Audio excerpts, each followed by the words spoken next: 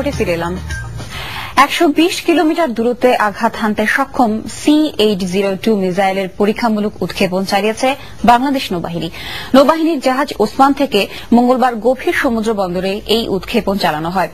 1989 সালে একমাত্র missile frigate হিসেবে কমিশন পাওয়া নৌবাহিনীর জাহাজ ওসমানের SY-1 মিসাইলকে আধুনিকীকরণের মাধ্যমে C-802 প্রতিস্থাপন করে নৌবাহিনী। এই কাজে কারিগরি সহায়তা দেয় চীন।